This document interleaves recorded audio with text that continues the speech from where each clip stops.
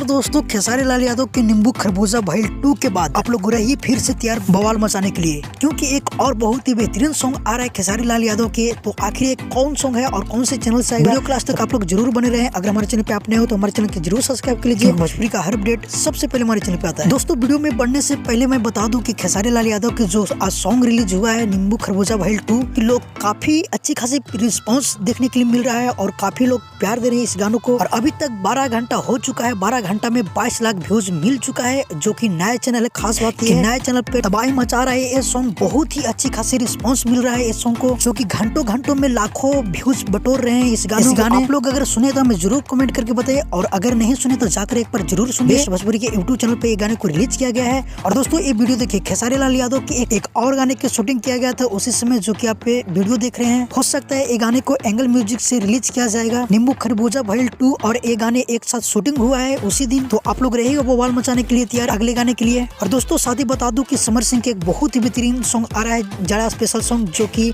गाने के टाइटल है गावना करा के जाड़ा में। तो फिलहाल के लिए ये अपडेट था, मिलते हैं किसी अपडेट के साथ बहुत ही जल्द। अगर हमारे चैनल पे आप नए हो तो हमारे चैनल को जरूर सब्सक्राइब कर लीजिए, क्योंकि भोजपुरी का हर अपडेट सबसे पहले हमारे चैनल पे आता है। जब तक के लिए जय हिंद, जय भोजपुरी।